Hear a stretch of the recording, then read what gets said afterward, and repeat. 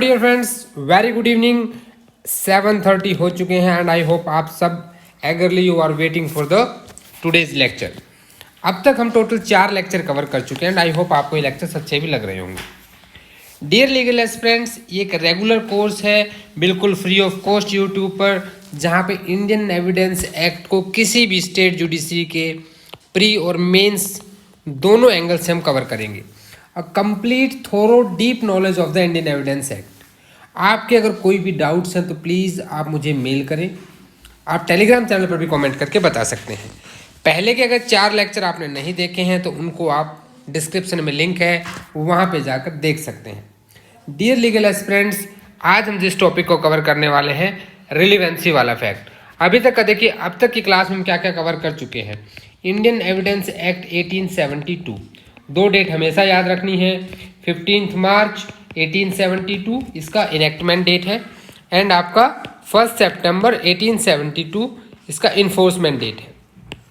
दोनों डेट आपके लिए इंपॉर्टेंट है। टोटल इसको 167 सेक्शंस में डिवाइड किया गया है। इफेक्टिव सेक्शन 166 आ जाते हैं। चैप्टर्स इसमें 11 है। किस किस चीज़ बारे में बात कर रहा है, ये रिलीवेंसी की बात कर रहा है और एडमिसिबिलिटी की बात करता है। यानी कि किसी भी एविडेंस को कब रिलीवेंट बनाएंगे, 6 to 55 चैप्टर 2। और एडमिसिबल कहाँ से करेंगे, 56 ऑनवर्ड अप टू 166 तक हम इसको एडमिसिबल करने का काम करते हैं। ये हमने कल की क्लास में आपने समझा था एप्रिसिएशन ऑफ एविडेंस। ये बहुत इंपॉर्टेंट टॉपिक हमारे डियर फ्रेंड्स। अगर आप इसके ऊपर चाहेंगे तो एक दिन बिल्कुल सेपरेट टोटली एप्रिसिएशन पर भी क्लास कंडक्ट करेंगे, लेकिन एक बार थोड़ा सा बेसिक प्लेटफॉर्म अपना रेडी कर लीजिए। और साथ ही साथ हमने एक और कल टर्म यूज की थी, marshalling of evidence. Marshalling of evidence दोनों टर्म में आई होप आपको क्लियर होगा। Appreciation of evidence is the duty of जज वेयर जज इज एडमिटिंग द एविडेंस। भी जो आपने एविडेंस दिए, जज साहब को जो सही लगते हैं as per the Indian evidence act, उनको वो एडमिट कर लेते हैं और यही एप्रिसिएशन कहलाता है।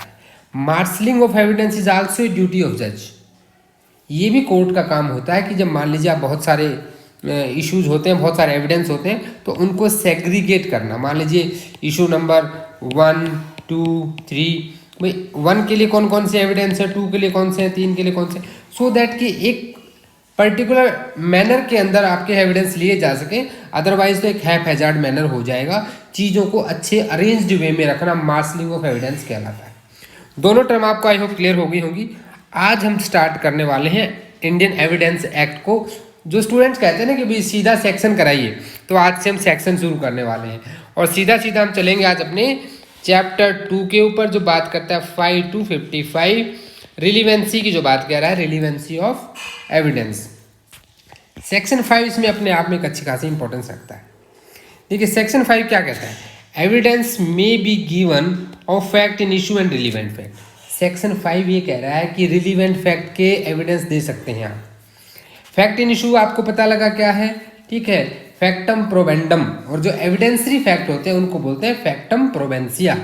फैक्टम प्रोबेंडम और फैक्टम प्रोबेंसिया का डिफरेंस नहीं पता है तो एक बहुत छोटा वीडियो हार्डली 5 मिनट्स का है, देख लीजिएगा। ऊपर आई बटन में भी आपको दिखाई दे रहा होगा, ये आपको डाउट्स को क्लियर कर दे, बाद में देख लीजिएगा।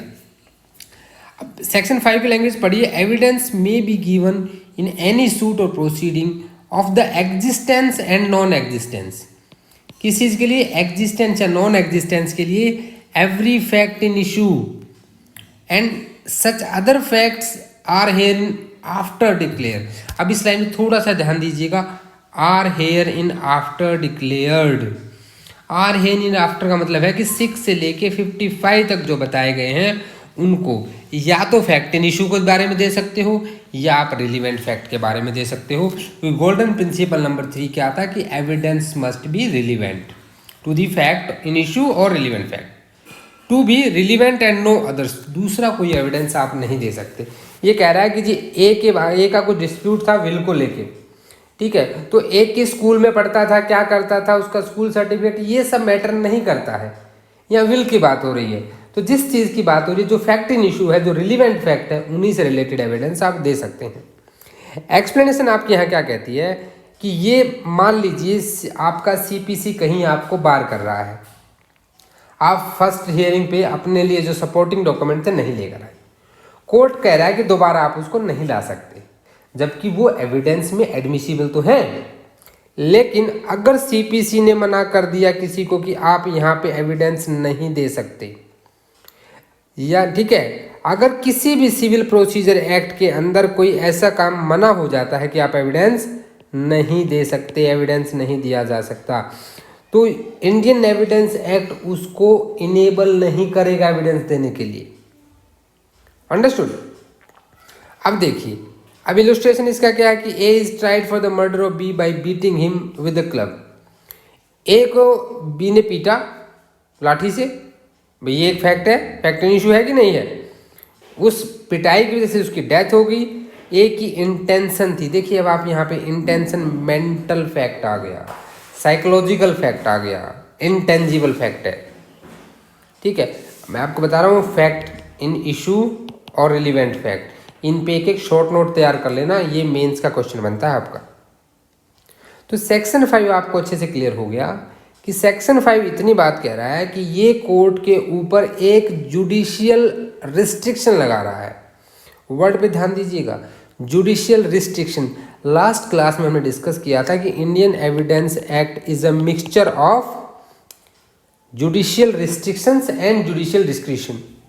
तो कहीं ना कहीं एक जुडिशियल रिस्ट्रिक्शन लगा दिया है कि वे रिलेवेंट से आगे के एविडेंस आप नहीं ले सकते हैं। अब इसके बाद जो स्टार्ट हो जाता है, इसके बाद शुरू हो जाता है हमारा सेक्शन 6 से लेकर के सेक्शन 55 तक रिलीवेंसी के बारे में हम पढ़ेंगे। इसको हमने डिवाइड किया था कैसे कि जो 6 है से लेकर 11 तक एक जनरल रिलीवेंसी की बात की गई है। ठीक है, और उसके बाद 12 to 16 एक स्पेशल रिलीवेंसी है, और 17 to 23 इंक्लूडिंग 31 एडमिशन है, 24 से 30 कन्फेशन है, 31 से 32 आपका जिनको बुलाया नहीं जा सकता, 33 से लेकर के 38 तक special circumstances, 39 how much part of the statement need to prove, then 40 to 44 judgement relevancy, 45 से 51 ओपिनियन एक्सपर्ट एंड 52 से 55 तक करेक्टर। आपको इसी तरह से पूरा का पूरा ये इंडेक्स बेस्ड चैप्टर 2 याद करना है। ये आपका होमवर्क है, इसका एक चार्ट बना के जरूर दीजिएगा। ठीक है, तो ये एक बार इंडेक्स आपको याद हो जाएगा ना, तो आपको कोरिलेट करना, लिंक करना ये बहुत इजी हो जाएगा। You can link the act. ठीक है, तो वो आपके लिए बहुत ज़रूरी है। तो आज हम स्टार्ट करने जा रहे हैं अपनी जनरल रिलीवेंसी सेक्शन 6 से लेके 11 तक। Whatever points are told you please note down them. अब हम सेक्शन 6 पे जाने से पहले देखो हमें क्या पढ़ना है, डॉक्ट्राइन ऑफ रेस जस्टिस। सबसे पहला जो MCQ आता है वो नोट डाउन कर लीजिए कि डॉक्ट्राइन ऑफ रेस जस्टिस किस सेक्शन के अंडर आती है। तो इंडियन एविडेंस एक्ट के सेक्शन 6 के तहत डॉक्ट्राइन ऑफ रेस जस्टिस को बताया गया है। The section 6 of the Indian evidence act describe the doctrine of res gestae. अब रेस जस्टिस का मतलब क्या होता है? थिंग्स डन, एक ही लैटिन वर्ड है, और इसको जनरली आप देखेंगे तो अमेरिकन और इंग्लिश लॉ के जो जूरिस्ट थे उन्होंने इसको काफ़ी यूज किया है। थिंग्स डन मीन्स देखिए जो काम पहले से हो चुका है उसे रेस जस्टिस कहा जाता है। ठीक है, और सेक्शन 6 में इसके बारे में क्या क्या बताया गया है इसको भी आप देखते हैं। जो भी आपको इम्पोर्टेंट केस लॉ बताए जाते हैं, इम्पोर्टेंट केस लॉ को नोट डाउन कर लेना है। कैसे नोट डाउन करना वो मैं बता देता हूँ। ये आपकी नोटबुक है, आपका बेयर एक्ट है। बेयर एक्ट पे ऐसे लिखा होता है आपका बेयर एक्ट। मान लीजिए आपका सेक्शन 6 यहाँ पे दे रखा है। एक A4 साइज़ का पेपर यहाँ पे आपको कट करना है, बिल्कुल इस साइज़ का। ठीक है, इस साइज़ का A4 साइज़ का पेपर कट करना है। इसके ऊपर आपको सारे केस लॉ या जो भी आपको इम्पोर्टेंट फैक्ट्स लगते हैं उन सबको इस पर लिख लेना है और इसको यहाँ पे चिपका देना है। इससे बेनिफिट क्या होगा कि जब आप रिवाइज करेंगे तो आपका बेयर एक्ट कहीं होगा और वो जहाँ नोटबुक में नोट कर रहे हो ना आप अभी, वो कहीं और होगा। एंड यू आप होता है ना जनरली भी आलस ऐसा हो जाता है कि कौन जाए यार, कौन उठा के लाए। सो ये जैसे आप वो पॉइंट्स देखेंगे आपको तुरंत पूरा सेक्शन माइंड में आ जाएगा। उसका एक छोटा सा चार्ट बना लीजिए अपने हिसाब से। चार्ट हमेशा खुद के बनाइए, रेडीमेड थिंग्स का लालच छोड़ दीजिए। जिस दिन आप खुद से ये काम करने लगेंगे, चीज़ें आपको और बेहतर तरीके से समझ में आने लगेंगी। चलिए अब डॉक्ट्राइन ऑफ रेस जेस्टे को अच्छे से समझते हैं, बहुत इंपॉर्टेंट टॉपिक है। देखिए doctrine of res gestae, res gestae का क्या मतलब होता है? रेस जेस्टे सबसे पहले रोमन्स ने यूज किया, तो रोमन्स ने इसका मतलब निकाला थिंग्स डन, थिंग्स डन।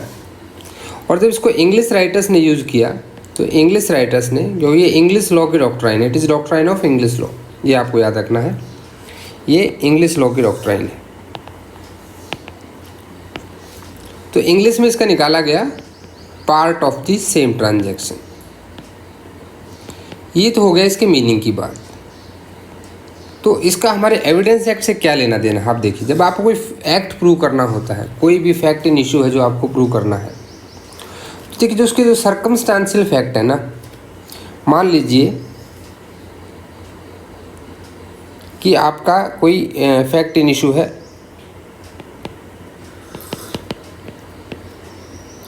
ये कुछ भी हो सकता है, कोई कॉन्ट्रैक्ट हो सकता है, कोई क्राइम हो सकता है, ये आपका फैक्ट इन इशू है। तो इसके जो सर्कमस्टांशियल फैक्ट्स होंगे, यानी कि जो contemporaneously happened with this act, it means जो इसके साथ ही घटित होते हैं, जिनका इनके साथ कुछ ना कुछ लिंक होता है, तो ऐसे फैक्ट्स को क्या माना जाता है? Part of the same transaction माना जाता है, और वो रिलेवेंट हो जाते हैं। देखिए इसमें क्या है कि जो फैक्ट होते हैं which surround the happening of an event, the facts, ये चारों तरफ क्या हैं? कुछ कुछ फैक्ट्स हैं। ये फैक्ट्स क्या हैं? These facts surround the happening of this fact. जो फैक्ट इन इशू है उसकी हैपनिंग को ये फैक्ट्स दिखाते हैं, और यही जो फैक्ट्स हैं ये आपके रेस जेस्टे को फॉर्म करते हैं, and this is known as doctrine of res gestae. देखिए डॉक्ट्राइन ऑफ रेस जेस्टे क्या है कि ये दोज में बी सम फिजिकल एक्ट और दोज में be words said by someone. कोई भी ऐसे फिजिकल एक्ट जो कि कोई फिजिकल एक्ट करता है, या किसी के द्वारा बोले गए ऐसे spoken words by some person, ठीक है, अगर वो उस सेम ट्रांजैक्शन का पार्ट बनते हैं तो वो वहाँ पे क्या हो जाएंगे? एडमिसिबल हो जाएंगे। लेकिन कब माना जाएगा इसको? देखिए ये टोटल कैसे कैसे फॉर्म होती है कि जो फिजिकल एक्ट या words spoken by some person है, और the person doing those act, ये सब चीज़ें क्या हैं कि तब एडमिशबल होंगी जब ये पार्ट ऑफ सेम ट्रांजैक्शन रहे और ये हमारे जो फैक्ट इन इशू के साथ में ही घटित हों। डॉक्ट्राइन ऑफ रेस जेस्टे को हिंदी में बोला जाता है ऐसे तथ्य जो एक ही सम व्यवहार का भाग हैं, उनको डॉक्ट्राइन ऑफ रेस जेस्टे माना जाता है। या फिर ऐसे एक्ट जो एकदम से उसके साथ में घटित हो जाते हैं, यानी कि जैसे कोई फैक्ट इन इशू हुआ, भाई किसी ने मुझे एकदम से हिट किया तो मैं ज़ोर से चिल्लाऊंगा, तो मुझे हिट करना और उसके बाद मेरा चिल्लाना, ये नेचुरल चीज़ है। अगर मैं चिल्लाया हूँ तो मुझे कोई पेन हुआ है, मुझे किसी ने हिट किया तभी मैं चिल्लाया हूँ, तो ये दोनों चीज़ें आपस में क्या हैं? ये part of the same transaction हो जाएंगी। पहले बेरेक्ट पढ़ते हैं, फिर हम इसकी चीज़ों को और अच्छे से समझने की कोशिश करेंगे। देखिए सेक्शन 6 यहाँ पे क्या कहता है आपको कि relevancy of the facts forming part of same transaction. आप देखेंगे कि यहाँ पे ना रेस जेस्टे वर्ड यूज़ नहीं हुआ है, कहीं पे भी आपको रेस जेस्टे जो है वो वर्ड यूज नहीं मिलेगा। ये कहता है कि facts which do not in issue are so connected with the fact in issue as to form the part of the same transaction are relevant whether they occurred at the same time and place or at the different time and different place। चाहे वो एक ही समय और एक ही जगह पे घटित हुई हो या किसी दूसरी जगह या दूसरे समय पे घटित हुई हो, तो भी ऐसे फैक्ट क्या हो सकते हैं? रिलीवेंट हो सकते हैं, अगर वो सेम पार्ट का ट्रांजैक्शन है। किसी का कोई ऐसा फैक्ट है जो किसी की स्टेट ऑफ माइंड दिखाता है, जैसे आप सेक्शन 14 में आपने पढ़ता है, तो इसके साथ साथ मैं आपको बता दूँ कि आपको सेक्शन 6 के साथ में सेक्शन 8, 9 और 14 को भी पढ़ना चाहिए। 8 आपका बात करता है मोटिव की, प्रिपरेशन की, आपके प्रीवियस और सब्सिक्वेंट कंडक्ट की बात करता है, क्योंकि देखिए उसमें प्रीवियस और सब्सिक्वेंट कंडक्ट है वो भी कहीं ना कहीं एक ही ट्रांजैक्शन का पार्ट हो जाते हैं। 9 जो बात करता है यहाँ पे ये बात करता है कि ऐसे फैक्ट्स जो रिक्वायर्ड है to explain the other facts, and 14 बात करता है state of mind, body and bodily feelings की। तो ये सारे के सारे जो हैं कहीं ना कहीं एक रेस जेस्टे का पार्ट बनते हैं।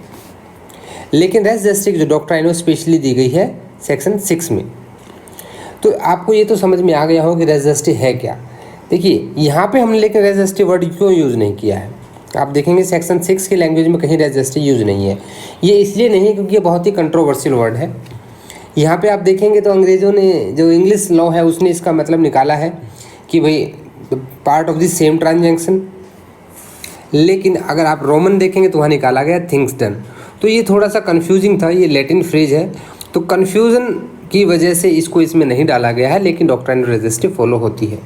एग्जाम्पल्स को देखिए तो आपको और भी चीज़ें क्लियर हो जाएंगी। ए क्या है, ये एक एक्यूज्ड है of the murder of B. A ने बी का क्या किया भाई, मर्डर कर दिया बाय बीटिंग हिम, इसने इसको बहुत मारा। वाट एवर वाज सेड और डन बाई ए ने इसको मारते जो भी कुछ इसको कहा, ए ने जो कहा या बी ने जो कहा, या जो अगल बगल में लोग खड़े थे जो इसको देख रहे थे पिटते हुए, उन लोगों ने जो भी कुछ कहा बाई स्टैंडर्ड्स ने eight the time of the beating और शो शॉर्टली बिफोर और आफ्टर, और इसके जस्ट पिटने से पहले और पिटने के जस्ट बाद जो भी कुछ वहाँ पे घटित हुआ, किसी ने जो भी बोला, कोई फिजिकल एक्ट हुआ, कोई वर्ड्स बोले गए, तो वो सारे के सारे रिलीवेंट फैक्ट हो जाएंगे। अभी दूसरे एग्जाम्पल को देखिए। ए क्या है, एक्यूज्ड है for waging war against the government of India. हमने कहा ना कि डिफरेंट टाइम डिफरेंट प्लेस, वो चीज़ आपको यहाँ क्लियर हो जाएगी। ए ने क्या किया अभी, इंडिया के खिलाफ ही वॉर कर दिया by taking part in an armed insurrection, तो in which property is destroyed. भाई उसमें क्या हुआ, उसने भाई एकदम हथियारबंद कुछ अटैक किया गया जहाँ पे प्रॉपर्टी डिस्ट्रॉय की गई, ट्रुप्स पे अटैक हुए, जैसे आपने देखा होगा नक्सली अटैक्स होते रहते हैं। भाई goals are broken and open the occurrence of these facts are, जो भी कुछ यहाँ घटित हो सारे की सारी चीज़ें रिलेवेंट हैं। और हो देखो ए सब जगह तो प्रेजेंट नहीं था, लेकिन ए की जो चीज़ें हैं, ए की जो एक्टिविटीज हैं वो part of this same transaction है, एक ही ट्रांजैक्शन का पार्ट है वो। तो पार्ट ऑफ सेम ट्रांजैक्शन की वजह से क्या है कि वो चीज़ें यहाँ पे रिलेवेंट हो जाएंगी, although these are happening at the different time and different place. अभी देखिए डॉक्ट्राइन ऑफ रेजिस्ट्री अगर आपको अच्छे से क्लियर करना है तो उसके लिए हम कुछ केस लॉ डिस्कस कर लेते हैं। केस लॉ से, ये केस लॉ वैसे भी आप नोट कर लें, these are very very important for your mains exam also. सबसे पहला जो केस आता है क्वीन वर्सेस रैटन का आता है। यहाँ पे क्या होता है, एक महिला है, ये करती है टेलीफोन। किसको टेलीफोन करती है ये, जैसे अपने इंडिया में क्या है 100 नंबर है ना पुलिस को कॉल करने के लिए, ऐसे ही ये पुलिस ऑपरेटर को कॉल करती है और ऑपरेटर को बोलती है गेट मी हेल्प। ठीक है, पुलिस को ये बोलती है कि मुझे हेल्प चाहिए, get me the police please. Last operator जिसने वर्ड बोले, इसने बोला कि get me the police please, police please. ये इसने लास्ट वर्ड किसको बोले, ऑपरेटर को बोले, इस लेडी ने। तो जब पुलिस इसके उस एड्रेस पर पहुंची जहां से कॉल की गई थी, इसके घर पे जब पहुंची है तो वहां पे इसकी डेड बॉडी मिलती है और इसके हस्बैंड ने वहां पे क्या प्ली ली कि भाई ये एक्सीडेंटल फायर हो गया और एक्सीडेंटल फायर होने की वजह से इसका डेथ कॉज हो गई है। तो कोर्ट ने ये कहा कि नहीं, ऐसा नहीं है। जो इसने भाई इससे पहले कि पुलिस से उसका ऑपरेटर कनेक्ट कर पाता उसको, उससे पहले उसका फ़ोन कट गया था। तो जो सडनली फ़ोन का कट जाना और उसके जस्ट तुरंत बाद पुलिस उसके वहाँ पहुँच गई और उसकी लेडी को उसने डेड पाया वहाँ पे, तो उसकी जो कॉल थी और उसके वर्ड्स थे, देखिए इसकी कॉल और इसके ये वाले वर्ड्स, जो वर्ड्स इसने ऑपरेटर को बोले थे, इसको कोर्ट ने part of the same transaction माना था। कोर्ट ने कहा था कि ये सेम ट्रांजैक्शन का पार्ट है और ये उसकी डेथ से रिलेटेड है, यानी कि उसकी जो डेथ कॉज हुई है, फैक्ट इन इशू क्या है, उसकी डेथ, उसका मर्डर। यहाँ पे क्या हुआ कि ये जो उसका डेथ के साथ जो है ये फैक्ट है जो सेम ट्रांजैक्शन का काम करेंगे, और यहाँ पे डॉक्ट्राइन ऑफ रेजिस्ट्री को लिया गया था। तो क्योंकि उसकी जो कॉल में जो डिस्ट्रेस था, ये शो दिखाता है कि वहाँ पे उसको, उसकी लाइफ जो है वहाँ पे किसी डेंजर में थी, तो उसकी जो डेथ है वो एक्सीडेंटल नहीं है, इट इज़ नॉट एक्सीडेंटल। अगर एक्सीडेंट होता तो एक्सीडेंट में कोई भी विक्टिम पुलिस को नहीं बुलाता है। तो यहाँ पे डॉक्ट्राइन ऑफ रेजिस्ट्री को माना गया और कोर्ट ने यहाँ पे कहा कि it is the same part of same transaction और इसके हस्बैंड को कन्विक्ट किया गया। यहाँ पे कोर्ट ने चीज़ क्लियर कर दी थी कि जो आपके ट्रांजैक्शन, आपकी यहाँ पे फिजिकल एक्ट भी हो सकती है, series of connected physical acts भी हो सकते हैं, और वो वर्ड्स भी हो सकते हैं वहाँ पे जो उन एक्ट्स के साथ जुड़े हुए हैं। तो ये केस सबसे ज़्यादा इंपॉर्टेंट आ जाता है।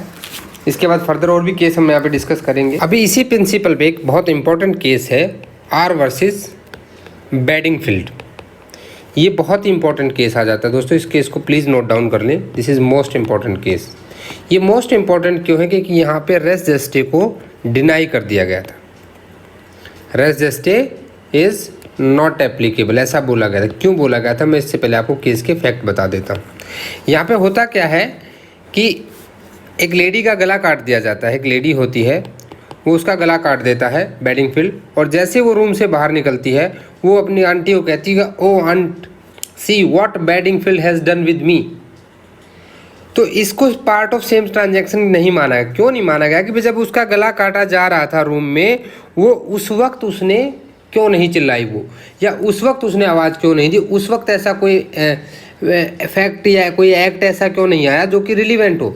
अब रूम में उसका गला कटने के बाद वो रूम से बाहर आती है, रूम से बाहर आने के बाद वो अपनी आंटी को बोलती है, तो there is a time gap. और आपका रेस जेस्टे का एक प्रिंसिपल है कि there should be no time gap. Principle क्या है, no time gap between those acts. Time gap in the sense कितना टाइम गैप। अब एक टाइम गैप तो हमने कितना टाइम गैप कि वहाँ पे कोई भी फैब्रिकेशन ना किया जा सके। No fabrication is allowed. तो कोर्ट ने ये कहा कि जब उसका गला काटा गया था भाई रूम के अंदर बेडिंगफील्ड के द्वारा, तो उस वक्त उसने क्यों नहीं चिल्लाई अपनी आंटी के लिए। अब वो रूम से निकलने के बाद बोल रही है कि oh aunt see what Bedingfield has done with me. तो यहाँ पे माना गया कि ये this is not the part of this same transaction. ये केस इसलिए इंपॉर्टेंट हो जाता है कि यहाँ पे जो नहीं माना गया था, क्योंकि ये केस से आपको ये चीज़ समझ में आती है कि दोनों ही एक्ट के बीच में, जिसे आप पार्ट ऑफ सेम ट्रांजैक्शन बता रहे हो और उसको रिलेवेंट बनाना था, उस ट्रांजैक्शन के बीच में और मेन एक्ट के बीच में जो प्रिंसिपल एक्ट है, दोनों के बीच में टाइम गैप नहीं होना चाहिए। कितना टाइम गैप कि वहाँ पे कोई फैब्रिकेशन किया जा सके। अब एक और केस यहाँ पे देखते हैं कि क्या FIR, अब क्वेश्चन आता है कि क्या जो FIR हम लिखवाते हैं, FIR को भी रेस जेस्टे में लिया जा सकता है क्या। FIR को भी पार्ट ऑफ रेस जेस्टे माना जा सकता है कि नहीं। तो ये बात कहाँ मानी गई थी, ये एक केस था। इसकी जो केस मैं बता रहा हूँ प्लीज़ इनको नोट कर लें आप। Shyamnandan Singh versus state of Bihar. यहाँ पे जो विटनेस था उसने जैसे ही ये क्राइम होते हुए देखा, उसने उसके तुरंत बाद यहाँ पे FIR लिखवाई थी जाके। तो यहाँ पे कोर्ट ने माना था कि जो FIR है भाई, that will be also a part of this same transaction under the doctrine of res gestae. ठीक है, ये केस भी आपके लिए इंपॉर्टेंट हो गया। अभी ये माना जाता है कि जो सेक्शन 6 है, देखिए आपके एविडेंस का बेसिक हमने 3 गोल्डन प्रिंसिपल्स की बात की थी। पहला हमने कहा था कि बेस्ट एविडेंस दिया जाना चाहिए। दूसरा हमने कहा था कि जो भी हेयर से एविडेंस है वो एडमिट नहीं होनी चाहिए। तो भाई जो हेयर से एविडेंस है यानी कि सुनी सुनाई बात को एविडेंस के तौर पे एडमिट नहीं किया जाना चाहिए। लेकिन आपको मैं बता दूं कि जो सेक्शन 6 है वो इस बात का एक्सेप्शन है। Section 6 is the exception of hearsay evidence. Section 32 भी इसका एक्सेप्शन है, हम आगे पढ़ेंगे फर्दर, बस आप नोट कर लीजिए। तो ये बात कहाँ कही गई, एक केस आया था जावेद आलम वर्सेस स्टेट था। Javed Alam versus state. इस केस में कहा गया कि जो रेस जेस्टे है वो आपके हेयर से एविडेंस का क्या है, एक्सेप्शन आ जाता है। जितने मैं केस लो बता रहा हूँ प्लीज़ इन सभी केस लॉज को नोट कर लें। अभी अगली बात आती है कि भाई आपने कहा कि वर्ड्स, अगर कोई टेप रिकॉर्डिंग है तो क्या वो भी जो वर्ड्स बोले गए हैं टेप रिकॉर्डिंग में, क्या वो भी पार्ट ऑफ सेम ट्रांजैक्शन हो सकते हैं। बिल्कुल हो सकते हैं। आपको भी ध्यान होगा, हमने पिछले वीडियो में बात की थी कि RM मलकानी वाले केस में पहली बार टेप रिकॉर्डिंग को एक्सेप्ट किया गया था as an evidence, state of Maharashtra. और इसी केस में कहा था कि जो टेप रिकॉर्डिंग है those are the contemporaneous tape record of the relevant conversation is a relevant fact. इस वर्ड को ना आप रट लें, कंटेम्परेनियस। ये वर्ड आपको बार बार लिखना है अपने मेंस के एग्ज़ाम में कि जो कंटेम्परेनियस टेप रिकॉर्ड थी ऑफ कन्वर्सेशन की वो क्या हो जाएंगी, रिलीवेंट हो जाएंगी। किस में रिलीवेंट हो जाएंगी भी, अंडर सेक्शन 6 यानी कि रेस जेस्टे में हो जाएंगी। कोशिश कीजिए मैक्सिमम केस लॉज याद करने की, क्योंकि केस लॉज आपको बहुत बेनिफिट देते हैं। यहाँ पे केस लॉज से ही आपकी चीज़ें ज़्यादा क्लियर होती हैं। तो यहाँ पे क्या हुआ था कि एक केस आया था गोविंद स्वामी वर्सेस स्टेट ऑफ केरला। जितने मैं केस बता रहा हूँ प्लीज़ आप उन सबको नोट कर लें।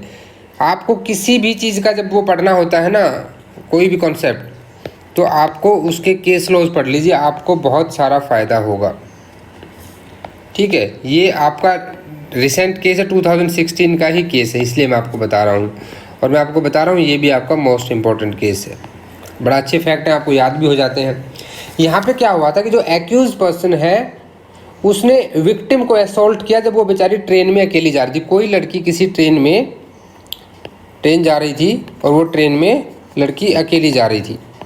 तो यहाँ पे क्या करता है एक व्यक्ति कि ट्रेन में अकेली लड़की को देख के उसे असॉल्ट करता है और असॉल्ट के बाद उसको रेप कर देता है और उसको ट्रेन से पुश कर देता है। तो they testified that though wanted to stop the train. अब उस बीच में क्या होता है, एक व्यक्ति जो है वो बेचारा चेन खींचता है, मिडिल एज्ड आदमी था, और वो कोशिश करता है कि मैं किसी तरह से ट्रेन को रोक दूं। चेन खींचने की कोशिश करता है कि मैं किसी तरह से उसको बचाऊं। तो जो मिडिल एज मैन था यहाँ पे, मिडिल एज मैन ने जैसे ही चेन खींचने की कोशिश की तो वहाँ पे उसके बाद जो मिडिल एज मैन की स्टेटमेंट थी कि वो लड़की ट्रेन से बाहर कूद गई। तो ये क्या माना गया था, उसकी इस स्टेटमेंट को यहाँ पे अंडर सेक्शन 6 रिलेवेंट माना गया था, part of the same transaction माना गया था। एक और इम्पोर्टेंट केस आ जाता है यहाँ पे आर वर्सेस फोस्टर का। आर वर्सेस फोस्टर ये भी काफ़ी इम्पोर्टेंट केस है, 1834 का ये केस है। यहाँ पे क्या किया था, जो विटनेस ने क्या देखा था, एक बंदा रोड के किनारे खड़ा था, एक विटनेस था, इसने देखा कि भाई एक कार आई, ठीक है, वो कार बहुत फुल स्पीड से यहाँ पे गई, बहुत तेज़ स्पीड से वहाँ पे गई, और आगे जाने के बाद कुछ देर जब ये आगे चला तो इसने यहाँ पहुँचने के बाद देखा कि कोई रोड के ऊपर बेचारा पड़ा हुआ था, एक्सीडेंट हो गया था किसी का। तो यहाँ पे इस व्यक्ति के इसने कार को देखा जाना और उसके जस्ट थोड़ी दूर जाने के बाद किसी का एक्सीडेंट हो जाना, तो यहाँ पे इसको अलाउ किया गया एविडेंस देने के लिए। और इसने जो एविडेंस दिया गया उसकी, इसने बोला कि मैंने वहाँ पे एक बहुत स्पीडी व्हीकल को देखा था, तो वहाँ पे इसकी इस बात को, इस विटनेस की बात को क्या माना गया, पार्ट ऑफ सेम ट्रांजैक्शन माना गया अंडर सेक्शन 6 यानी कि डॉक्ट्राइन ऑफ रेस। वहाँ सेक्शन 6 नहीं था, वहाँ पे क्या था, रेस जेस्टे में उसको माना गया रिलीवेंट। तो ये सारे केस लॉज आपके लिए इंपॉर्टेंट हैं। आई होप आपको चीज़ें क्लियर हो गई। जितने मैंने केस लॉज यहाँ बताए हैं प्लीज़ सारे केस लॉज को नोट कर लें। देखिए कंटेम्परेनियस एक ऐसा वर्ड है बीच में जिसको आपको याद रखना है। The acts which are happening with the principal act must be contemporaneous, यानी कि कंटेम्परेनियस का मतलब होता है एग्जिस्टिंग और occurring at the same time. तो ऐसे फैक्ट्स को हम क्या कहेंगे, part of the same transaction कहेंगे, और वो under section 6 of Indian evidence act relevant हो जाएंगे। तो यहाँ पे समझ लिया। अब डॉक्ट्राइन के बाद किसकी बारी आती है, रेस जेस्टे के बाद। रेस जेस्टे में कोई डाउट है आपको? अगर कोई भी का अगर आपको लगता है कि टॉपिक अच्छे से एक्सप्लेन नहीं हो पाए तो प्लीज़ लेट मी नो। अब हम आएंगे नेक्स्ट सेक्शन 7 पे। सेक्शन 7 बात करेगा आपका ओकेजन, कॉज और इफेक्ट की। किन किन वर्ड्स की, ओकेजन की, कॉज की और इफेक्ट की। ठीक है, ये सारी की सारी चीज़ें कब रिलीवेंट हो जाती हैं, इसको आपका सेक्शन 7 बताता है। सेक्शन 7 को जब आप पढ़ते हो तो उसका बेर एक्ट, सेक्शन 7 का बेर एक्ट जो कहता है कि facts which are the occasion. Bare act में देखो ऐसे करो, ओकेजन को लिखो नंबर 1, कॉज को लिखो 2, इफेक्ट और फैक्ट्स किसके ओकेजन और कॉज हैं, सॉरी इफेक्ट को करो 3। तो किसी भी चीज़ का ओकेजन, कॉज और उसका इफेक्ट। इसके अलावा एक चीज़ और भी आती है जिसको अपॉर्चुनिटी कहते हैं, हालांकि वो ओकेजन का ही एक पार्ट हो जाता है, लेकिन उसको भी आप 4 नंबर दे लो। यानी कि 4 चीज़ें यहाँ पे ज़रूरी हो गई कि किसी भी फैक्ट इन इशू से रिलेटेड कोई ओकेजन होगा, कोई कॉज होगा या उसका जो इफेक्ट आएगा। अब मान लीजिए आपका और मेरा झगड़ा हो जाता है, तो झगड़े में क्या होगा, हम दोनों भाई गुत्थम मुत्थम एकदम ऊपर नीचे दे लात गुस्सा, तो ज़मीन पे क्या हो जाएगा, एकदम महाभारत बन जाएगी उधर।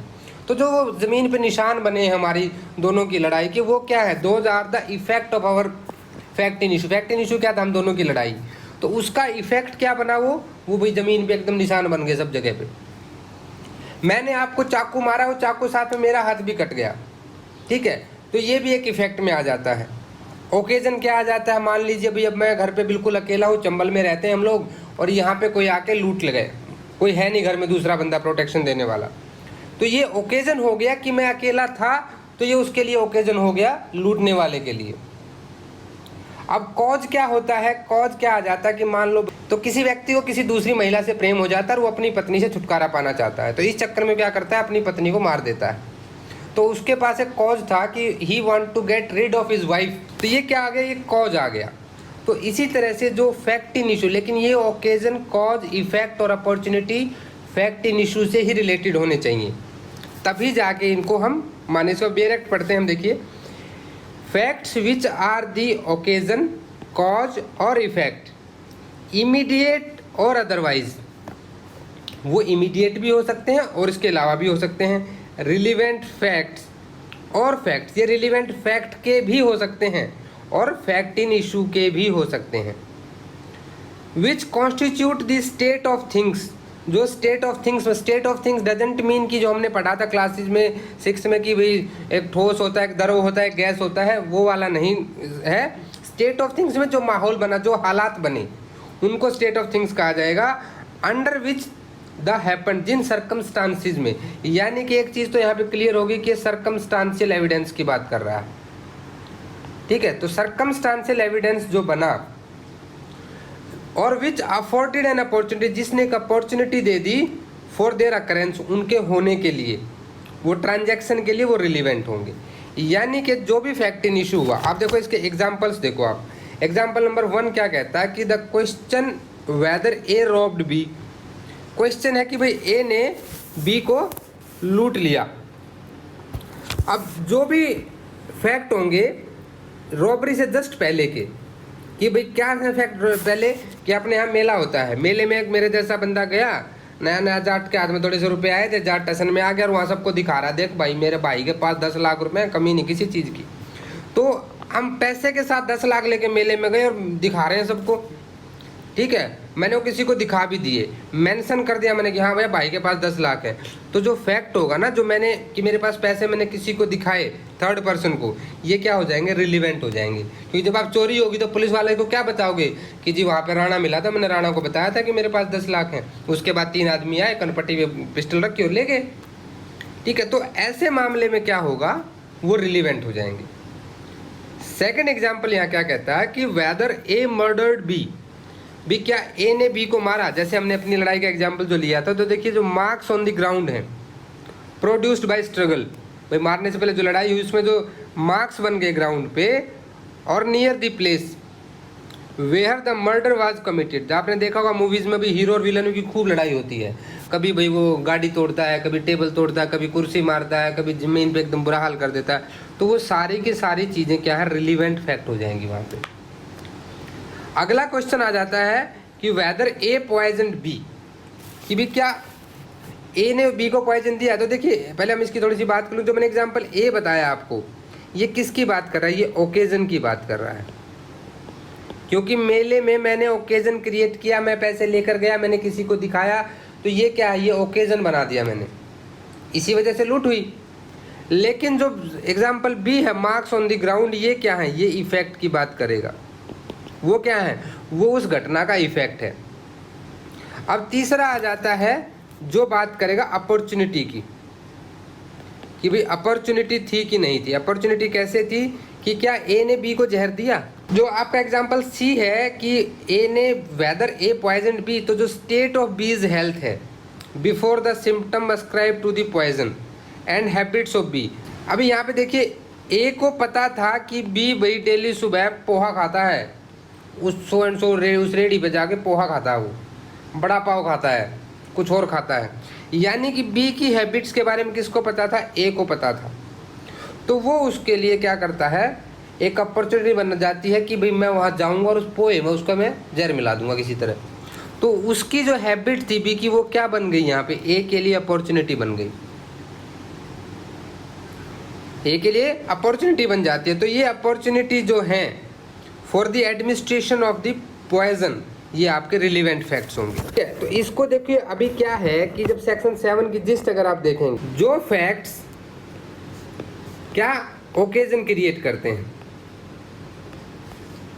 ठीक है, या ऐसे फैक्ट्स जो उस फैक्ट इन इशू का कॉज दिखाते हैं, या फिर उन जो फैक्ट्स का इफेक्ट आया वो इफेक्ट क्या होगा, जो प्रिंसिपल फैक्ट था आपका, फैक्ट इन इशू था, उसका इफेक्ट क्या आया। जैसे ए ने बी को मारा तो ग्राउंड पे मार्क्स बन गए, तो ये प्रिंसिपल फैक्ट क्या था, मर्डर बी का। तो उस प्रिंसिपल फैक्ट का इफेक्ट क्या था कि उनके बीच में जो कुछ हुआ उसकी वजह से मार्क्स बन गए थे।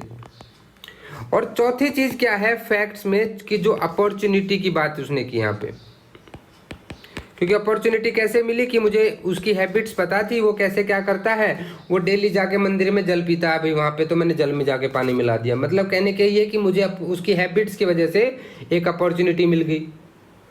अब एक और चीज़ भी यहाँ पे आती है कि वो फैक्ट्स जो स्टेट ऑफ थिंग बनाते हैं, यानी कि जो माहौल बना जिस वजह से।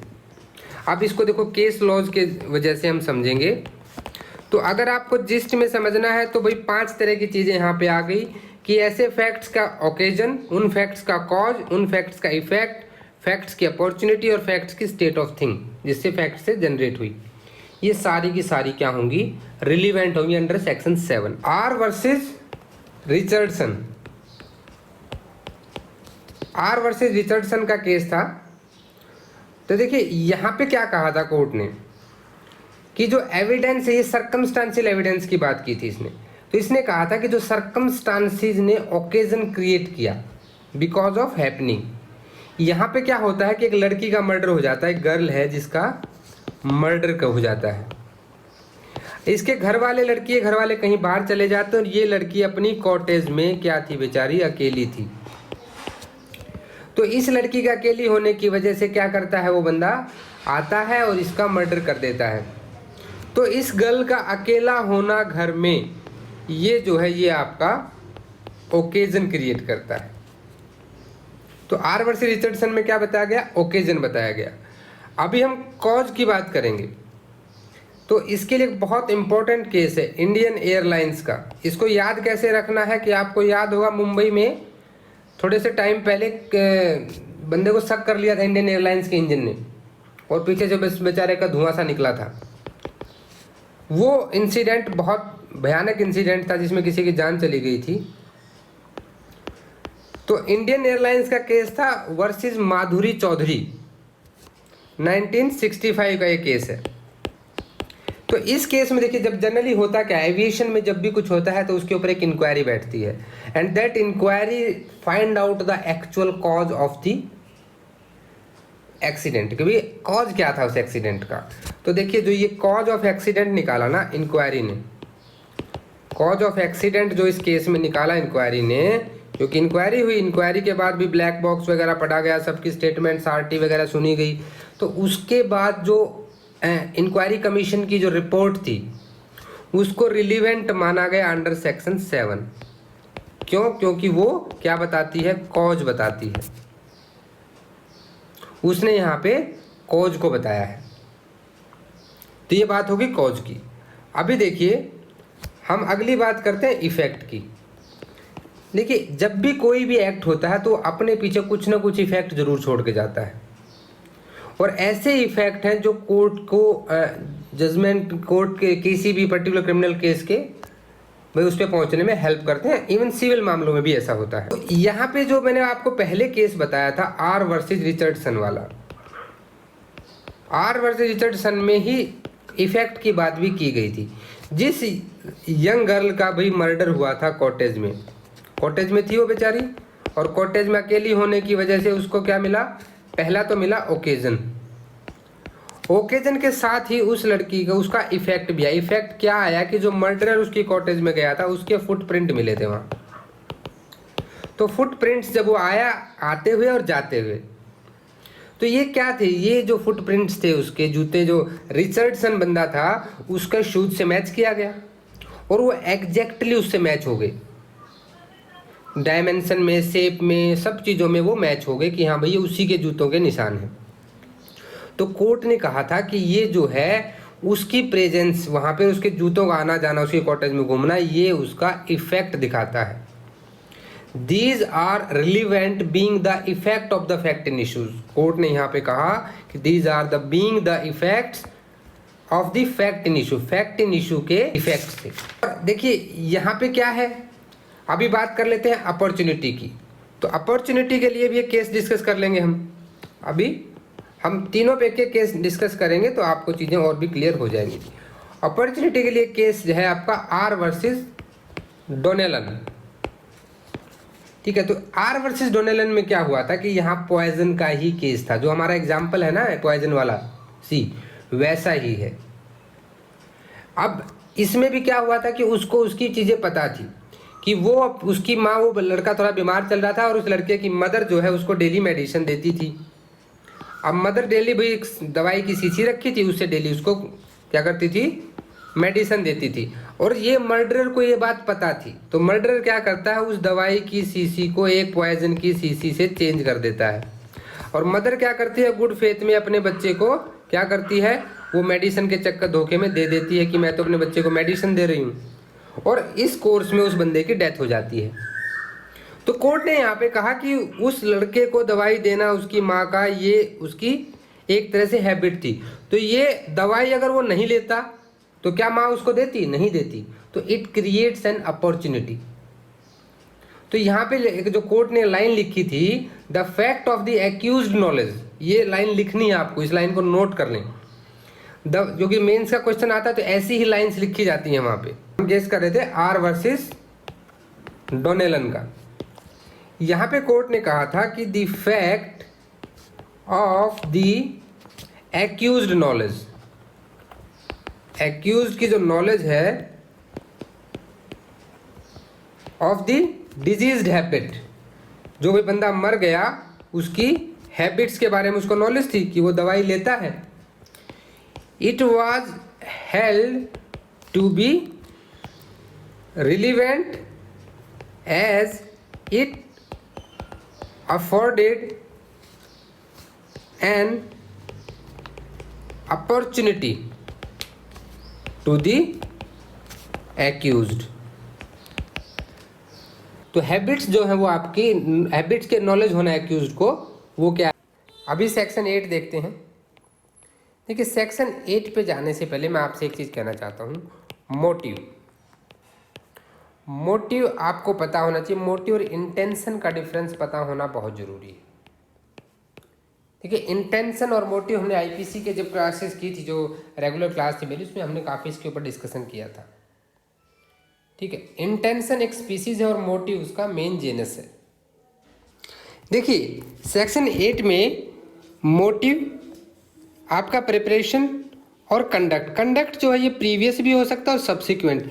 किसके प्रीवियस, जो फैक्ट इन इशू हुआ है उसके आपका पहले का या फिर उसके सब्सिक्वेंट। जैसे कि मान लीजिए किसी बच्चे, किसी के साथ कुछ क्राइम हो जाता है और विक्टिम उसके बाद जोर जोर से क्राइम रो रहा है, चिल्ला रहा है, तो जिस विटनेस उसको रोते हुए देखा तो उसका जो रोना है वो किस में माना जाता है, सब्सिक्वेंट कंडक्ट माना। इसके ऊपर एक केस लॉ भी है, रेप केस था उसके ऊपर ये केस लॉ, जिसको हम फर्दर आगे वीडियो में डिस्कस करेंगे। मोटिव क्या होता है, देखिए जब किसी का कोई मोटिव हो किसी चीज़ के लिए, उसे क्राइम क्यों करना है उसके पीछे मोटिव उसका रहेगा कुछ ना कुछ। और प्रिपरेशन उसने की, जैसे मान लीजिए किसी ए ने बी को पॉइजन दिया, तो ए ने उससे पहले ये सेम पॉइजन जो उसकी बॉडी में मिला है बी की, वो कहीं से प्रोक्योर किया था। तो procurement of that same poison which is administered to be, ये क्या हो जाएगा, प्रिपरेशन में रिलीवेंट हो जाएगा। तो इन सब चीज़ों को समझेंगे सेक्शन 8 के साथ। पहले हम फर्दर सेक्शन 8 का बेरेक्ट लैंग्वेज पढ़ते हैं। अभी तक हालांकि ये सारे सेक्शन ना कोरिलेट हैं एक दूसरे से, ये आपको ऐसे नहीं याद करना है कि सेक्शन 7, 8, 9, 10 रट लिए। इसको आप ये मान के चलो माइंड में कि आप जज हो एंड समथिंग हैपेंड, कुछ ऐसा फैक्ट इन इशू आपके सामने आया and you have to assume the things कि हाँ भाई अगर ऐसा हुआ है तो चलो ठीक है, ये मतलब बंदेगा, इसने ऐसा किया तो ये ओकेजन दिया, इसने ऐसा हुआ तो कॉज हुआ, ये उसका इफेक्ट होगा, ये अपॉर्चुनिटी होगी। लेकिन जब क्रिमिनल की बात आएगी तो आपको ध्यान, हम सबसे पहले क्या देखते हैं, मेंस एक्टस मेंस रिया। तो मेंस रिया क्या है, it is a mental element. और भाई क्रिमिनल लॉ के अंदर सोच लेना तो कोई अपराध नहीं है।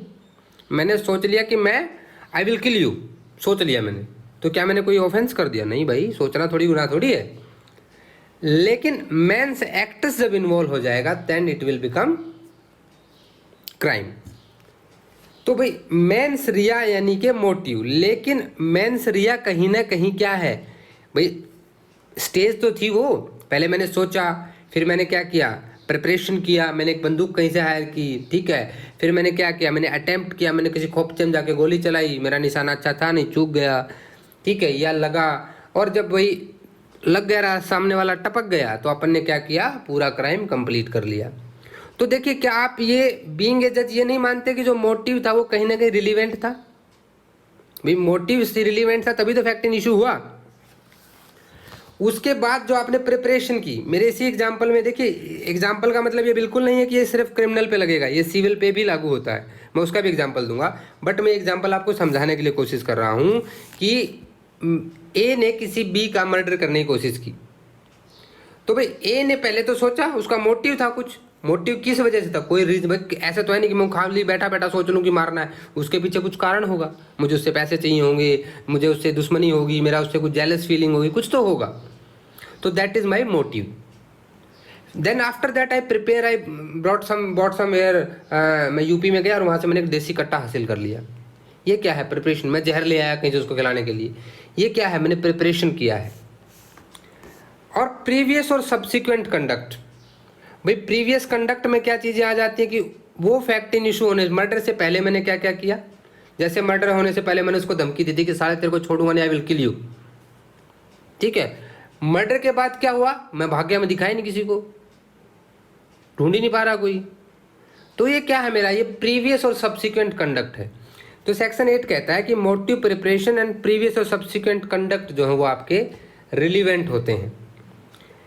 बेरेक्ट यहाँ पे क्या कहता है वो पढ़ लीजिए, any fact is relevant which shows और कॉन्स्टिट्यूट अ मोटिव, जो या तो दिखाता है या बनाता है क्या, motive, preparation for any fact in issue or relevant fact. ये फैक्ट इन इशू, एक चीज़ और याद रखनी है आपको, ये चीज़ें क्या है, आइदर फैक्ट इन इशू के साथ दिखा रही हूँ या किसी रिलीवेंट फैक्ट के साथ दिखा रही हूँ, तो जब वो सारी की सारी चीज़ें यहाँ पे रिलीवेंट हो जाएंगी। और बीइंग एडवोकेट, अधिवक्ता होने के तौर पर ये आपका मौलिक जिम्मेदारी बन जाती है कि भाई आप अपने क्लाइंट के लिए उस चीज़ को कोर्ट के सामने प्रूव करें कि भाई ये रिलीवेंट है। The conduct of any party, किसी भी पार्टी का कंडक्ट, या उसके जरूरी नहीं कि पार्टी का ही कंडक्ट हो, उसके किसी एजेंट का भी कंडक्ट हो सकता है। पार्टी का कंडक्ट हो, उसके एजेंट का कंडक्ट हो, to any suit or proceeding in reference to such suit or proceeding or in reference to any fact in issue therein or relevant there to.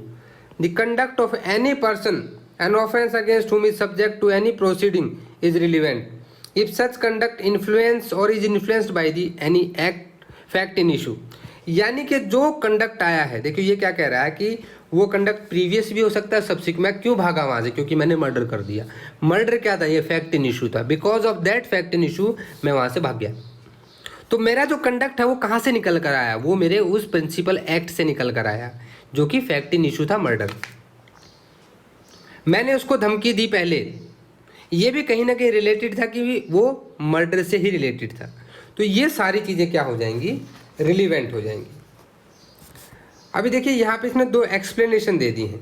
Explanation 1 कहती है कि जो word है conduct in this section does not include statements unless those statements accompany and explain acts other than the statements, but this explanation is not to affect the relevancy of statements under any other section of this act. ये कह रहा है कि भाई सिर्फ mayor statement ही अकेली काफ़ी नहीं होंगी, उसके साथ में कॉर्पोरेटिव में जैसे 157 में आप कॉर्पोरेशन में एविडेंस देते हैं वो जरूरी होता है, तो सिर्फ उसको रिलीवेंट नहीं माना जा सकता। लेकिन ये रिलीवेंसी आपके अगर कोई और प्रोविजन है इस एक्ट का तो उसको भी बार नहीं करती है। एक्सप्लेनेशन 2 कहती है कि when the conduct of any person is relevant, जब किसी का कंडक्ट रिलीवेंट होता है, or any statement made to him or in his presence and hearing which affect such conduct is relevant. तो जो ऐसी स्टेटमेंट्स हैं जो कहीं ना कहीं मेरे उस एक्ट का साथ रिलीवेंसी दिखाती हैं, तो वो क्या हो जाएंगी, रिलीवेंट हो जाएंगी, जो मेरे कंडक्ट से जुड़ी हुई हैं। अब इसमें भी इलुस्ट्रेशन देखिए। इलुस्ट्रेशन यहाँ सबसे पहला क्या है कि A is tried for the murder of B. भाई ए के ऊपर ट्रायल चला कि उसने बी को क्या किया, ए ने बी को मार दिया। तो यहाँ पे फैक्ट देखिए क्या है कि भाई ए ने बी को मारा, मर्डर क्या है यहाँ पे, फैक्ट इन इशू है। अब इसमें क्या होता है, क्यों मारा बी को, इसके पीछे की कहानी सुनिए कि ए ने क्या किया था। पहले ए था शक्ति कपूर और इसने किसी दूसरे व्यक्ति को मार दिया था, एक जर्नलिस्ट को, जो था बेचारा सी, और बी ने सब कुछ होते हुए देख लिया। अब बी को लगा कि मैं साला इसको ब्लैकमेल करता हूँ, इससे पैसे लेता हूँ। तो बी ने क्या किया, उसे पैसे लेने फ़ोन किया कि भाई देख तो मुझे पैसे दे दे, नहीं तो मैं पुलिस को बता दूंगा सारी बात, मैंने देखा है तुम्हें। तो जो बी की नॉलेज है वो क्या है, वो ए के लिए क्या बन जाती है, मोटिव बन जाती है। जो बी की नॉलेज थी कि उसने ए ने सी को मारा है, ये उसके लिए मोटिव बन जाती है, और ये नॉलेज जो है यहाँ पे ये रिलीवेंट हो जाएगी मोटिव के तौर पे। अब नेक्स्ट एग्जांपल देखिए, ए ने बी के ऊपर मुकदमा किया। देखिए अभी ये तो था क्रिमिनल का, मैंने यहाँ दो ही एग्जांपल हम डिस्कस करेंगे, ए और बी, क्योंकि एग्जांपल ए क्रिमिनल से बात करता है, बी सिविल से बात करता है।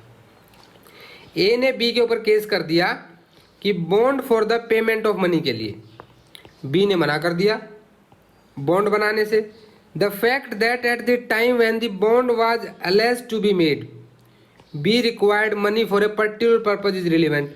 हुआ क्या था कि मान लीजिए ए ने बी के ऊपर मुकदमा किया था, तो बी ने क्या किया, बी को उस टाइम पे पैसों की ज़रूरत थी। मान लीजिए भाई उस टाइम बी की बच्ची की शादी थी, बी को पैसे चाहिए थे, तो बी की ज़रूरत, पैसों की जो ज़रूरत होना है वो उस टाइम पे क्या हो जाएगी, रिलीवेंट हो जाएगी।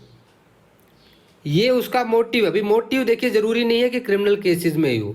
भाई मेरे घर में शादी है और मेरे पास पैसे नहीं है, तो मुझे पैसे चाहिए, मेरा मोटिव है, और मैं उस मोटिव को लेके चला गया ए के पास कि जी मुझे पैसे दे दो, तो पैसों का जो लेन देन है वो क्या है, फैक्ट इन इशू है, और मेरा उसके पास जाना, पैसे मांगना, ये रिलीवेंट फैक्ट है। और ये रिलीवेंट फैक्ट कहाँ से आया, ये इस मोटिव से आया है कि मेरे घर में शादी थी और मुझे पैसे चाहिए थे। तो ये यहाँ पे सिविल मामले में मोटिव आपका रिलीवेंट हो जाए। बी के मर्डर का बाय पॉइजन, पॉइजन के लिए देखिए ए ने बी को मारने की कोशिश की। जो फैक्ट है कि जो बी की डेथ से पहले ए कहाँ गया, ए गया किसी दुकानदार के पास और उसने वहाँ से जहर खरीद लिया, पॉइजन खरीद लिया, और वो जो पॉइजन खरीदा वो बिल्कुल सिमिलर था। किसके सिमिलर था, जो पॉइजन यहाँ ए ने प्रिक्योर किया है। देखिए ए ने क्या किया, बी को दे दिया पॉइजन, ऐसा मान रहे हैं हम बोले कि ए ने मारा बी को, तो भाई बी कैसे बात मानेंगे हम, कैसे रिलीवेंट होगी ये बात, क्योंकि जो ए बी की डेथ होगी उसका पोस्टमार्टम किया गया, पोस्टमार्टम के बाद जो पॉइजन उसकी बॉडी में मिला वैसा ही सेम पॉइजन, वो सेम पॉइजन ए ने क्या किया था, कहीं से प्रोक्योर किया था, और जस्ट बिफोर द डेथ, मतलब भाई जैसे आज मरा तो कल लेके आया था वो, वैसा ही जहर जो उसकी बॉडी में मिला है।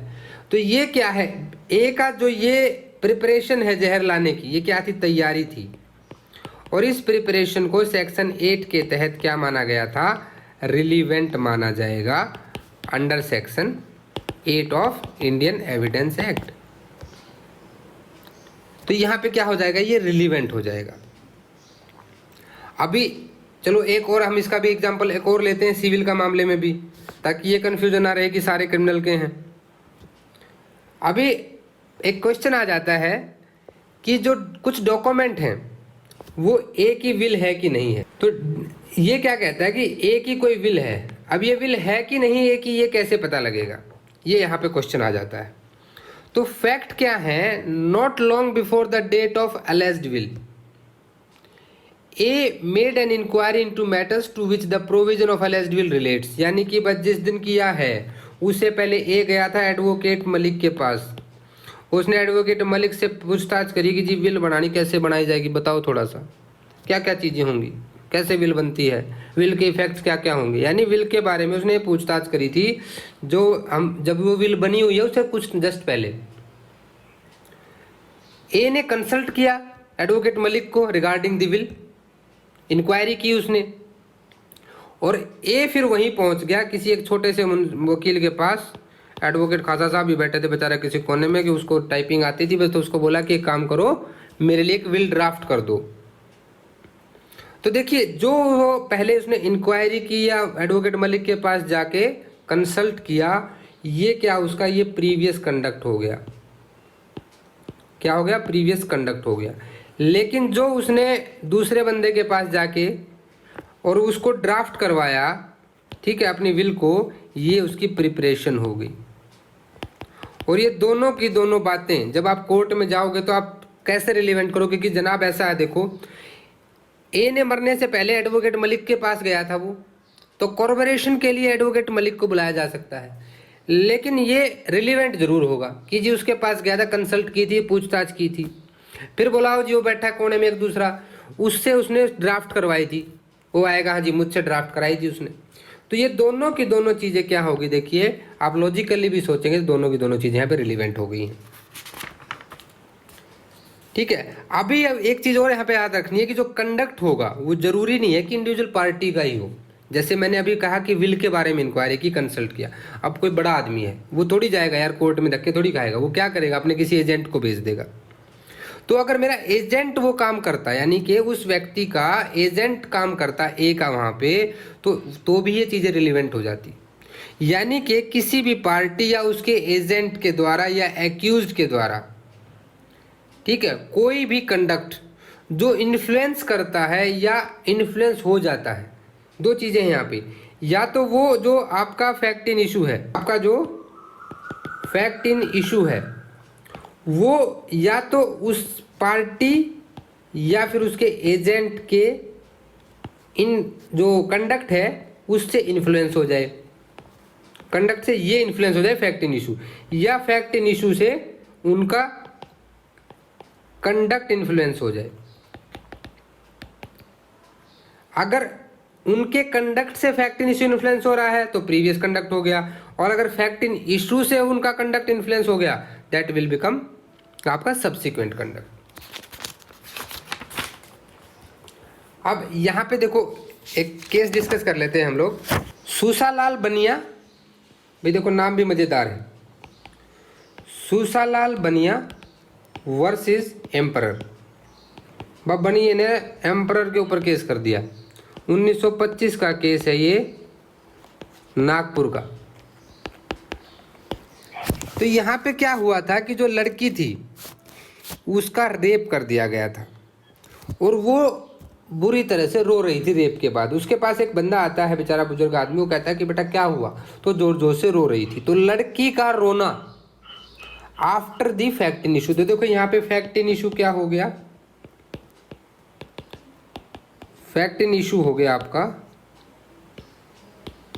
रेप, और रेप के जस्ट बाद वो लड़की जोर जोर से रो रही थी। तो यहाँ पे जो विटनेस ने उसका रोना सुना, उसके पास गया, तो विटनेस की जो ये ओरल स्टेटमेंट थी कि जब मैं वहाँ गया तो मैंने इस लड़की को बुरी तरह से रोते हुए देखा, तो ये उसका क्राइम, रोना जो है उसका सब्सिक्वेंट कंडक्ट माना जाएगा अंडर सेक्शन 8। तो इसको क्या करेंगे, इसकी जो टेस्टिमनी है जब ट्रायल होगा तो under section 157 of Indian evidence act corporation में उसकी टेस्टिमनी को टेस्टिफाई करने के लिए यूज की जा सकती है। ठीक है, तो यानी कि किसी भी फैक्ट इन इशू के बाद जो काम होता है वो आपका सब्सिक्वेंट कंडक्ट कहलाता है। अभी एक और केस है आर वर्सेस पामर। यहाँ पे क्या कहा था, जो लॉर्ड कैंपबेल थे यहाँ पे चीफ जस्टिस, वहाँ पे लॉर्ड ऑफ हाउस बोलते हैं, तो लॉर्ड ऑफ हाउस के जो चीफ जस्टिस थे लॉर्ड कैंपबेल, कैंप की घंटी थे वो, तो ये इसमें इन्होंने कहा था कि the gentleman comes and more direct evidence that the prisoner produced this very poison for what purpose that obtain. भाई यहाँ भी जहर दे के किसी को मारा गया था, तो बोला कि क्यों खरीदा भाई तुमने, इसका कोई डायरेक्ट एविडेंस है। तो जस्ट बिफोर द डेथ खरीदा था, इस वजह से ये चीज़ क्या हो जाएगी, तुम्हारे प्रिपरेशन में इंक्लूड हो जाएगी। अब now the most important case जो कि बहुत बार पूछा जाता है, queen impress versus Abdullah. Abdullah के केस के नाम से भी इसको जाना जाता है। 1885 का केस है ये। देखिए इसमें अब्दुल्ला जो था उसको पकड़ लिया गया कि उसने एक यंग लड़की थी जिसका नाम था दुलारी। केस के फैक्ट्स से आप अगर याद करेंगे तो चीज़ें आपको जल्दी याद होंगी।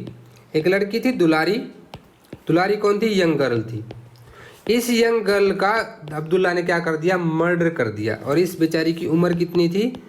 यही 15 से 20 साल के बीच की लड़की थी कोई। ये बोला गया कि ये लड़की जो है ये प्रोस्टिट्यूट थी और ये क्या है अपने घर पे सो रही थी, तब अब्दुल्ला ने जाके इसको मार दिया। अराउंड मॉर्निंग का कुछ टाइम रहा था, तब गया और इसके गले को उसने रेजर से काट दिया था। ठीक है, तो उसका जो जब रेजर से काटने लगा तो अब्दुल्ला के जो अंगूठा था लेफ्ट वो भी उसमें कट गया था। और जब वो हॉस्पिटल ले जाया गया उसकी माँ के द्वारा, वो मतलब वहाँ नहीं डेथ हुई थी, वो हॉस्पिटल ले गई उसकी माँ उसको, तो वहाँ पे भी कोतवाल आया, डिप्टी मजिस्ट्रार आया और असिस्टेंट सर्जन भी आया था।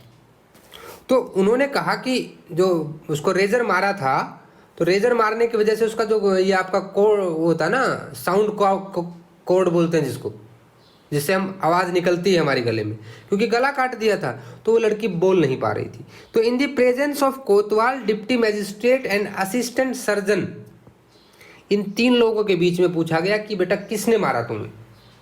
यंग गर्ल थी तो वो बेचारी तो बोल नहीं पा रही थी, तो डॉक्टर ने कहा कि ये तो नहीं बोल सकती।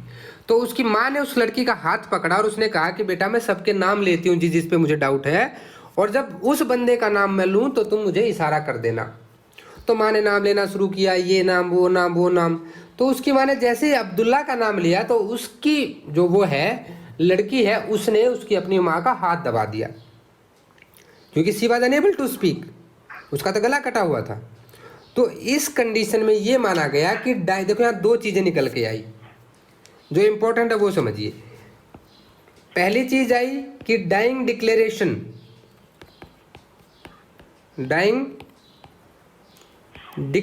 जो है ये with the help of science भी दी जा सकती है।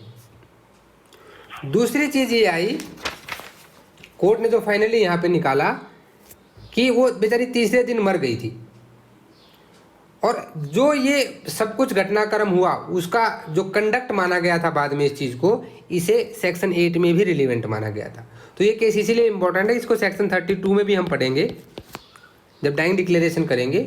और ये यहाँ पर भी देखा कि मोटिव, प्रिपरेशन और कंडक्ट आपका किस तरह से रिलीवेंट हो सकता है इंडियन एविडेंस एक्ट में। जो भी केस लो मैं बता रहा हूँ, आज की क्लास थोड़ी सी लेंथी हो गई है, बट प्लीज़ कोऑपरेट। और देखिए हमें अब कवर भी करना है चीज़ों को, क्योंकि एमपी का नोटिफिकेशन ऑलरेडी आ चुका है। ठीक है, तो और मेंस का प्रिपरेशन जो लोग करें उनके लिए भी बहुत बेनिफिट होने वाला है। अगर आपको कहीं भी लगता है कि क्लास थोड़ी ज़्यादा लंबी है तो प्लीज़ मुझे बता दीजिए, तो हम क्लास के टाइम को रिड्यूस कर देंगे। ठीक है, अभी बात करने वाले कुछ ऐसी चीज़ें हैं कि मान लीजिए आपको किसी एक घर के बारे में कुछ डिस्क्राइब करना है। अब इस घर के बारे में बताने से पहले आपको कुछ बताना पड़ेगा, कुछ ऐसे फैक्ट चाहिए जो इसको which are required to introduce about this fact. जैसे कि आपकी टीआई परेड है, जो टेस्ट आइडेंटिफिकेशन परेड होती है, वो क्या है? टू इंट्रोड्यूस द फैक्ट, जो फैक्ट इन इश्यू है, रिलीवेंट फैक्ट है, उसको इंट्रोड्यूस करने के लिए ऐसा फैक्ट चाहिए। तो ये बताया गया सेक्शन 9 के अंदर। सेक्शन 9 को एक बार बेयर एक्ट पढ़ते हैं कि क्या कहता है। देखिए ये कह रहा है कि फैक्ट्स आर रिलीवेंट। मैंने बेयर एक्ट की लैंग्वेज को थोड़ा सा शॉर्टकट बना दिया जिससे आप इजीली समझ सकते हैं। ये कह रहा है कि फैक्ट्स रिलीवेंट होंगे। कौन से फैक्ट्स? जो नेसेसरी टू एक्सप्लेन और इंट्रोड्यूस, जो आवश्यक है किसी चीज़ को एक्सप्लेन करने के लिए या इंट्रोड्यूस करने के लिए, और सपोर्ट और रिबट, यानी कि किसी चीज़ को सपोर्ट कर रहे हैं या उसका खंडन कर रहे हैं। एन इन्फेरेंस सजेस्टेड बाय, जिसके द्वारा कोई अनुमान लगाया जा सकता है, उस अनुमान को या तो सपोर्ट कर रहे हैं या रिबट कर रहे हैं। कैसे? फैक्ट इन इशू या रिलीवेंट फैक्ट, यानी कि ऐसे फैक्ट जो जरूरी हैं, आवश्यक है किसी चीज़ के बारे में बताने के लिए या उसे इंट्रोड्यूस करने के लिए, और उसको सपोर्ट या रिबट करते हैं उसके अनुमान को। किसको? वो फैक्ट इन इशू या रिलीवेंट फैक्ट के साथ, तो वैसे फैक्ट क्या हो जाएंगे आपके रिलीवेंट फैक्ट हो जाएंगे। अभी देखिए इसको हम एक, ये क्या करता है, आइडेंटिटी इस्टेब्लिश करता है of anything or person whose identity is relevant. ये आपके बेयर एक्ट में लिखी हुई है ये लाइन। बेयर एक्ट में देखिए क्या लिखा हुआ आपके यहाँ पे, कहता है कि फैक्ट्स नेसेसरी टू एक्सप्लेन और introduce a fact in issue or relevant fact which support और रिबट the inference suggested by a fact in issue or relevant fact और which establish the identity of anything or a person whose identity is relevant। ये कहाँ relevant होगी, ये section 5 में हमने पढ़ा था ना कि भी हम उन्हीं के एविडेंस देंगे जो फैक्ट इन इशू या रिलीवेंट फैक्ट होंगे, और ये रिलीवेंसी की तो बात कर रहा है। और fix the time or place at which any fact in issue or relevant fact happen or which show the relation of parties by whom any such fact was transacted are relevant in so far as they are necessary for that purpose। ये क्या करते हैं, relation show करते हैं between of the parties by whom a fact in issue or relevant fact was transacted। अब इसको एक example से समझते हैं कि ए की कोई एक विल है, ए की क्या है, विल है ए की। अब यहाँ पे ए की विल के, जिस दिन ए की विल डिस्प्यूट में है कि ये विल सही है कि नहीं है, तो उस दिन जो उसकी स्टेट ऑफ द प्रॉपर्टी थी ए और उसकी फैमिली की, यानी कि जिस डेट को विल बनी थी उस डेट में ए की प्रॉपर्टी उसकी फैमिली की प्रॉपर्टी की स्टेट ऑफ प्रॉपर्टी क्या थी, वो यहाँ पे क्या हो जाएगा, रिलीवेंट हो जाएगा। कब, at the date of the alleged will, जिस जो फैक्ट इन इशू है जिस विल को लेकर, जिस दिन वो विल बनी है उस दिन को। तो ऐसे फैक्ट ये क्या हो जाएंगे, these facts are necessary to introduce or explain, ये सपोर्ट करेंगे, रिबट करेंगे। तो ये विल की बात के लिए ये फैक्ट्स क्या है, नेसेसरी है, तो यहाँ पे रिलीवेंट फैक्ट हो जाएंगे। टीआई परेड एक होती है, आप सबने सुना होगा टीआई परेड के बारे में। टीआई परेड जो है section 9 of Indian evidence act में रिलीवेंट होती है, टीआई परेड। अब टीआई परेड होती क्या है, टेस्ट आइडेंटिफिकेशन परेड, जहां पे किसी को आइडेंटिफाई किया जाता है एक्यूज्ड को बाय सम विटनेस। हम इसके प्रोसीजर की भी बात करेंगे। तो ये सेक्शन 9 में क्या होती है, रिलीवेंट होती है, क्योंकि वो जो आइडेंटिटी इस्टेब्लिश हो रही है, आइडेंटिटी इस्टेब्लिश हो रही है ना किसकी, एक्यूज्ड की, किसके द्वारा, विटनेस के द्वारा।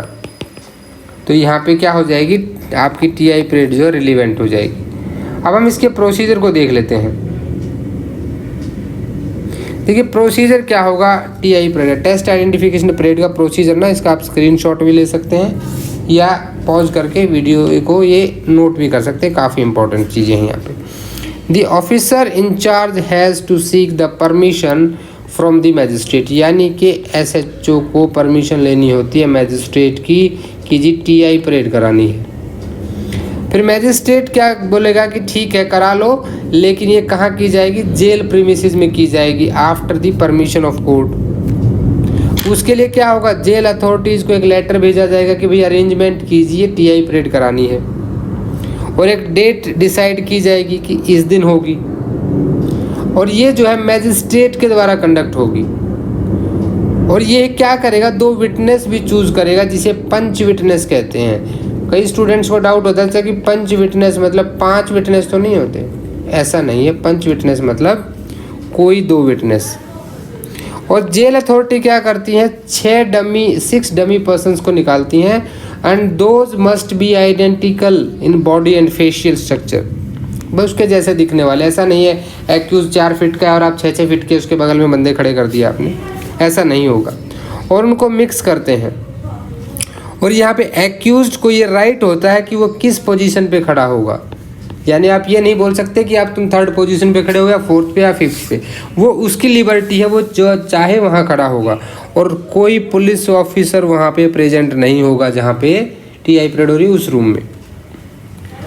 As soon as the arrangement is complete, witness has to identify the accused among the dummies by touching him। तो उसमें आएगा भाई विटनेस, आपने मूवीज़ में देखा कोई सामने जाता रहता है और टच करता कि यही था, यही वो व्यक्ति था जिसको मैंने अपराध करते हुए देखा था। अब जब वो आइडेंटिफाई कर लेता है तो मैजिस्ट्रेट एक रिपोर्ट प्रिपेयर करता है जिसमें मेंशन करता है डेमिनोर्स, किसके डेमिनोर, यानी कि भाव भंगिमाएं, हाव भाव कैसे थे विटनेस के, एक्यूज्ड के, टाइम कितना लगा और रीज़न क्या था आइडेंटिफाई करने का विटनेस का, और ये रिपोर्ट जो है वो कोर्ट को फॉरवर्ड कर देगा। ये पूरा प्रोसीजर माय डियर फ्रेंड्स आपको बहुत रेयर किसी बुक में मिलेगा, तो इसको जरूर नोट कर लें, आपके बेयर एक्ट में अवेलेबल नहीं है ये। अब यहीं पे टीआई परेड तो आपने समझ ली क्या होती है, टीआई परेड के साथ में कुछ केस लॉज भी नोट कर लीजिए, क्योंकि टीआई परेड के साथ जो केस हैं वो कभी कभी पूछ लिए जाते हैं। तो टीआई परेड का जो यहाँ पे फेमस केस है, Krishna Kumar Malik versus state of Haryana.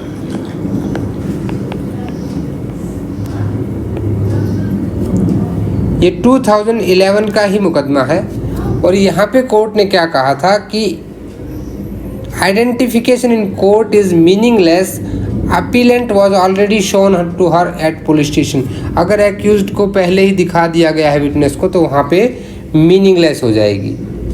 और जो प्रोसीजर दिया गया वो पूरा का पूरा प्रोसीजर हमने बात की है, वो सारा का सारा आपको करना होगा टेस्ट आइडेंटिफिकेशन परेड में। अब यहीं पे सेक्शन 9 में ही एक चीज़ और आ जाती है, डॉग ट्रैकिंग की।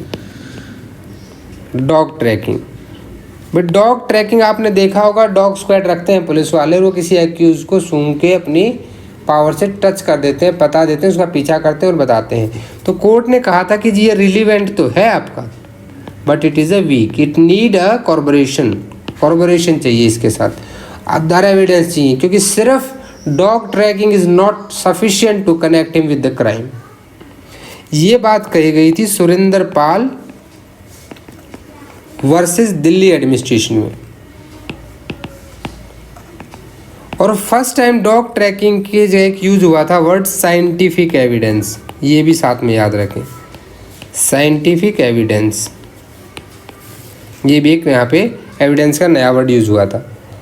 तो डॉग ट्रैकिंग को क्या माना गया था, वीक माना गया था। हालांकि कोर्ट ने ऐसा कुछ नहीं दिया वहाँ पे कि भाई इनको आप नहीं रखना है या मत रखिए। तो आपने यहाँ पे सेक्शन 9 को समझ लिया। देखिए सेक्शन 9 ये इतनी सी बात कहता है कि ऐसे फैक्ट्स जो ज़रूरी हैं किसी दूसरे फैक्ट इन इशू को या फिर रिलीवेंट फैक्ट्स को साबित करने के लिए या उनको इंट्रोड्यूस करने के लिए, तो वहाँ पे वो क्या हो जाएंगे, ऐसे फैक्ट रिलीवेंट हो जाएंगे। तो ये रिलीवेंसी की बात कर रहा है, ऐसे फैक्ट की रिलीवेंसी की। So thanks for watching this video dear legal aspirants. आज का वीडियो थोड़ा सा लंबा हो गया, लेकिन आपने सेक्शन 7, सेक्शन 8, सेक्शन 9 और सेक्शन 10 को अच्छे से समझ लिया है। ठीक है, अगर यहाँ तक कोई भी डाउट है तो मुझे प्लीज़ आप कमेंट करें। आप मुझे मेल भी कर सकते हैं, आप टेलीग्राम पे जाके मुझे कमेंट करके भी अपने डाउट्स बता सकते हैं। आपके कोई भी एडवाइस है, सजेशंस हैं, कोई ऐसा तरीका जो मुझे इम्प्रूव करना चाहिए, something which is during the class I spoken a wrong word or anything else which you should think that it should not be there, you can amend me at any time, because learning is such a spontaneous process, it is a continue process and I have to learn lot of things with you. लेकिन अगर आपको video सच में अच्छे लग रहे हैं तो like कर दें। और एक बात मेरी आपसे ज़रूर कहना चाहूँगा मैं कि please please please in video को शेयर करें जितने ज़्यादा हो सके। भाई हमारी फैमिली को बढ़ाइए। हम 4 से 5 से 6 से 10 कम से कम 100 स्टूडेंट्स जब इसको रोज़ देखेंगे तब जाके मुझे लगेगा कि हमारी मेहनत कुछ ना कुछ, अगर आपको लगता है कि ये वीडियो सच में बेनिफिशियल है। और कमेंट्स का इंतज़ार मुझे ज़रूर रहेगा। वीडियो देख तो लेते हैं, आप कमेंट भी कर दिया करो यार, पता लगता है इससे कि वीडियो कैसे बन रहे हैं। सो मिलते हैं नेक्स्ट वीडियो में कल से। आज प्ली ऑफ एलिबी को हमने छोड़ दिया है सेक्शन 11, क्योंकि इसके साथ मेरा प्लान था उसको कवर करने का, बट वीडियो बहुत ज़्यादा लेंथी हो जाती। तो कल की क्लास में हम प्ली ऑफ एलिबी को समझेंगे और सेक्शन 12 से सेक्शन 16 तक कल हम खत्म कर देंगे। उसके बाद एडमिशन और कन्फेशन ज़्यादा इंपॉर्टेंट टॉपिक हो जाते हैं। So be ready sharp at 7:30 PM tomorrow, same time same channel. तब तक के लिए जय हिंद, जय भारत।